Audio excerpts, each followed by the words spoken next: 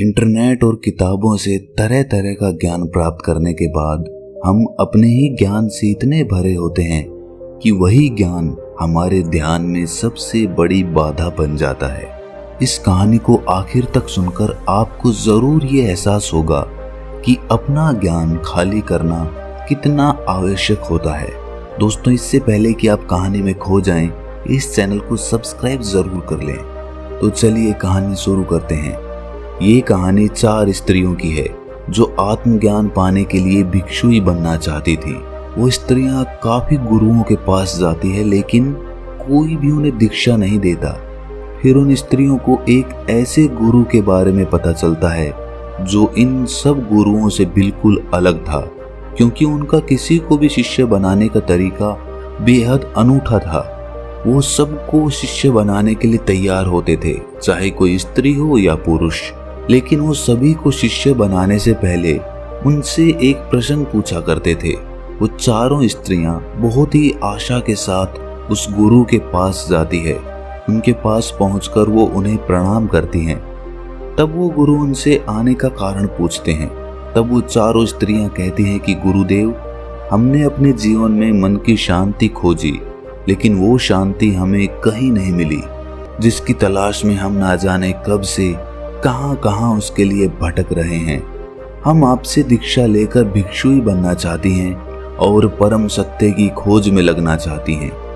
वो गुरु कहते हैं कि ठीक है, मैं तुम्हें दीक्षा दूंगा, लेकिन उसके लिए तुम्हें मेरे एक प्रश्न का उत्तर देना होगा। यदि तुम इस प्रश्न का उत्तर नहीं दे पाती तो मैं तुम्हें दीक्षा नहीं दूंगा। प्रश्न बहुत सरल है, क्या तुम तैयार हो? तब वो चारों स्त्रियां कहती हैं कि ठीक है गुरुदेव, हम तैयार हैं।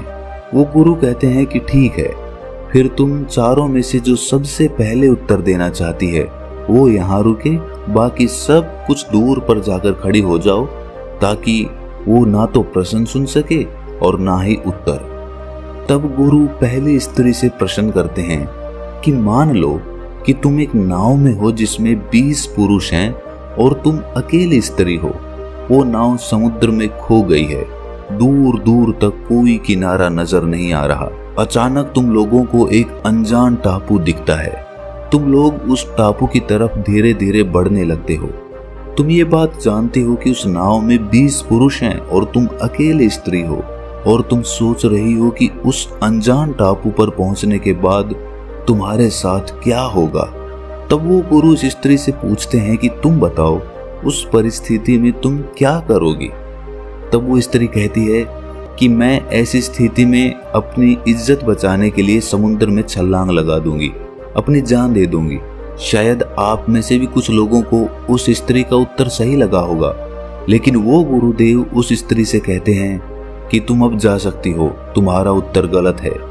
जो हुआ ही नहीं उसके लिए तुम्हें अपने आप को दंड देने की क्या आवश्यकता है? उस स्त्री ने ये उत्तर बहुत सोच समझ कर दिया था, लेकिन गुरु कह रहे थे कि ये उत्तर गलत है, और वो स्त्री बहुत ही निराश होकर वहां से चली जाती है। तब दूसरी स्त्री आती है। गुरुदेव उससे भी यही प्रश्न करते हैं कि मान लो तुम एक नाव में जा रही हो, उस नाव में 20 पुरुष मौजूद हैं और तुम अकेली स्त्री हो। वो नाव समुद्र में कहीं खो गई है और उसे कोई किनारा नहीं मिल रहा। अचानक तुम्हें एक अनजान टापू नजर आता है और तुम लोग उस अनजान टापू की तरफ बढ़ने लगते हो, और तुम्हारे भीतर ये चल रहा है कि तुम अकेली स्त्री हो और वहां पहुंचने के बाद तुम्हारे साथ क्या होगा। गुरु कहते हैं कि तुम बताओ, इस परिस्थिति में तुम क्या करोगी? वो दूसरी स्त्री कहती है कि ऐसी स्थिति में मैं स्वयं को उस नाव में मौजूद सबसे शक्तिशाली पुरुष को स्वयं को समर्पित कर दूंगी, क्योंकि एक शक्तिशाली पुरुष उन 19 लोगों से मेरी रक्षा करेगा। शायद आपको ये उत्तर सुनने में सही लगे, लेकिन गुरु उस दूसरी स्त्री को भी कहता है कि तुम जा सकती हो, तुम्हारा ये उत्तर भी गलत है। एक पुरुष चाहे कितना ही शक्तिशाली क्यों ना हो, लेकिन 19 पुरुष से कमजोर ही होगा। वो स्त्री भी निराश होकर लौट जाती है। तब तीसरी स्त्री की बारी आती है। तब गुरु उससे भी यही प्रश्न करते हैं कि मान लो कि तुम एक नाव में जा रही हो और उस नाव में 20 पुरुष मौजूद हैं और तुम अकेली स्त्री हो। और वो नाव समुद्र में कहीं खो गई है, उसको कोई किनारा नहीं मिल रहा और अचानक तुम्हें एक अनजान टापू नजर आता है और तुम लोग उस टापू की तरफ बढ़ने लगते हो और तुम्हारे भीतर भी यही चल रहा है कि तुम उन 20 पुरुषों के बीच अकेली हो और वहां पहुंचने के बाद तुम्हारे साथ क्या होगा। गुरु कहते हैं कि तुम बताओ, तुम इस परिस्थिति में क्या करोगी। तब वो स्त्री कहती है कि बाकी सब तो ठीक है, 20 पुरुष हैं, मैं अकेली हूँ और नाव समुद्र में अनजान टापू पर खो गई है, परंतु इसमें समस्या क्या है। असल में वो स्त्री पेशे से एक वेश्या थी। वो कहती है कि वो पुरुष हैं और मैं स्त्री, वो अपनी जरूरत पूरी करेंगे और मैं अपनी, इसमें समस्या कैसी। तीसरी स्त्री का उत्तर सुनकर गुरु कहते हैं कि तुम्हारा उत्तर भी गलत है, जाओ और उस आखिरी स्त्री को भेजो। अब आखिर में वो चौथी स्त्री आती है। गुरुदेव उससे भी वही प्रश्न करते हैं कि मान लो कि तुम एक नाव में जा रही हो और उस नाव में 20 पुरुष मौजूद हैं और तुम अकेली स्त्री हो। वो नाव समुद्र में कहीं खो गई है, उसे कोई किनारा नहीं मिल रहा।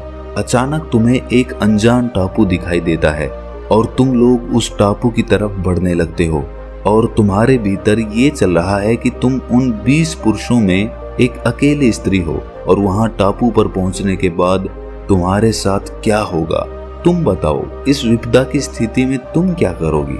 वो चौथी स्त्री अपने दोनों हाथ जोड़कर सर झुकाकर कहती है कि पता नहीं, मैं उस समय उस स्थिति में क्या करूंगी। तब गुरुदेव कहते हैं कि फिर जानने के लिए तैयार हो जाओ। जिसके पास पहले से ही कोई बनावटी उत्तर नहीं है, वही सच्चा उत्तर खोज सकता है। वो गुरु उस स्त्री को दीक्षा देते हैं और वो स्त्री परम सत्य की खोज में लग जाती है। एक बार एक आदमी किसी महात्मा से पूछता है कि महात्मा जी, मेरे जीवन में सब सुख सुविधाएं हैं, सब कुछ है, लेकिन फिर भी मैं दूसरों से ईर्ष्या क्यों करता हूँ। मेरे मन में ये ईर्ष्या का भाव क्यों पैदा होता है।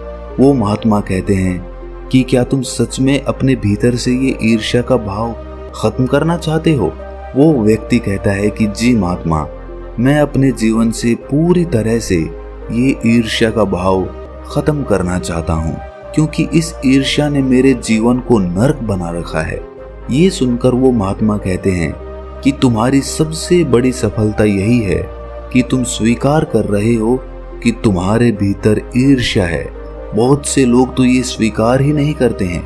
वो ये तो देखते हैं कि उन्हें पीड़ा है, लेकिन ये पीड़ा किस बात की है, किस कारण है, ये नहीं देख पाते हैं। वो महात्मा उस व्यक्ति से पूछते हैं कि ये बताओ कि जब तुम किसी गरीब को देखते हो तो तुम्हारे भीतर क्या भाव उत्पन्न होता है। वो आदमी कहता है कि दया का भाव।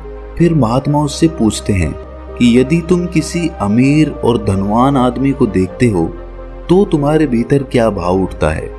वो आदमी कहता है कि जब मैं किसी अपने जैसे धनवान आदमी को देखता हूँ तो मेरा मन कहता है कि मैं उससे और अधिक धन कमाऊं और अमीर बन जाऊं।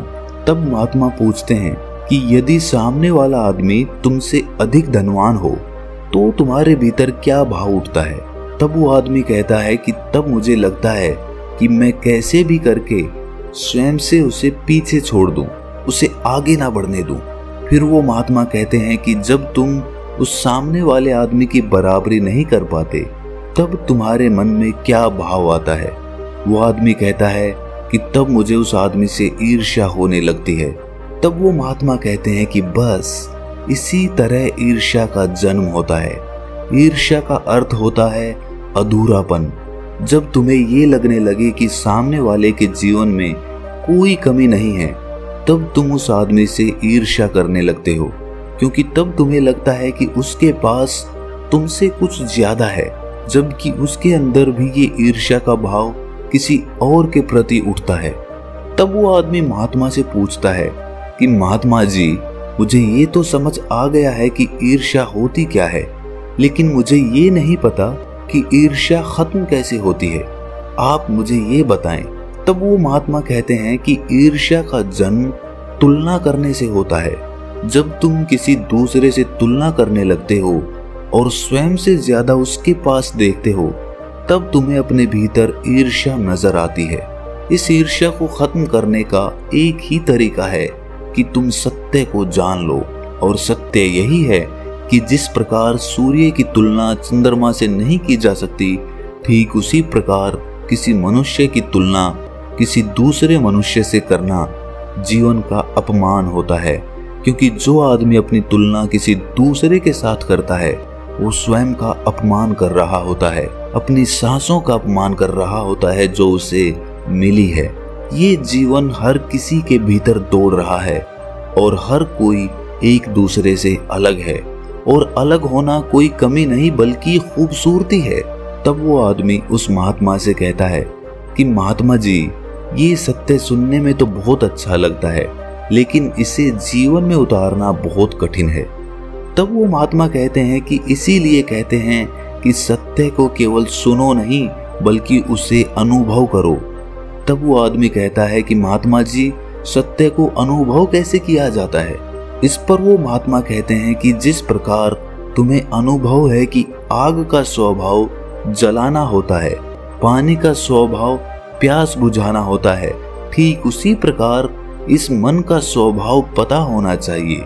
तुम्हें पता होना चाहिए कि ये मन कब किस प्रकार की चाल चलता है, क्योंकि ये मन ही है जो तुम्हें किसी और से तुलना करने पर मजबूर करता है, किसी से ईर्ष्या करने पर मजबूर करता है। वो आदमी उस महात्मा से पूछता है कि महात्मा जी, इस मन का स्वभाव कैसे पता चलेगा? तब वो महात्मा कहते हैं कि ध्यान के द्वारा। ध्यान ही एकमात्र ऐसा रास्ता है जिस पर चलकर आप अपने मन के भाव समझ सकते हो। इस पर वो आदमी कहता है कि परंतु ध्यान करना तो बहुत कठिन है। तब वो महात्मा कहते हैं कि ध्यान करना तो कठिन है, लेकिन उसे होने देना बहुत सरल है। वो आदमी कहता है कि महात्मा जी, ध्यान होने देने का क्या अर्थ है? वो महात्मा कहते हैं कि जब तुम ध्यान करने का प्रयास नहीं करते हो तब ध्यान खुद ब खुद होता है, जिस प्रकार सांसें खुद ब खुद चलती हैं। वो महात्मा उस आदमी से कहते हैं कि क्या तुम बिना कुछ किए एक जगह बैठ सकते हो? तब वो आदमी कहता है कि मैं बैठ सकता हूँ। वो महात्मा कहते हैं कि बस ध्यान के लिए इतना ही प्रयास चाहिए, बाकी उसके भीतर जो भी होता है उसे उसके हाल पर छोड़ दो। यदि तुमने इतना ही कर लिया तो ध्यान तुम्हारे लिए आसान होगा। ध्यान रहे, ध्यान तुम्हें करना नहीं है, उसे बस होने देना है। दोस्तों, कमेंट सेक्शन में आपके ध्यान में आने वाली बाधा को जरूर साझा करें, और अगर ये कहानी आपको अच्छी लगी तो इस चैनल को सब्सक्राइब कर लें और इस कहानी को अपने मित्रों के साथ साझा जरूर करें। तो मिलते हैं अगली कहानी में, तब तक के लिए अपना ख्याल रखें।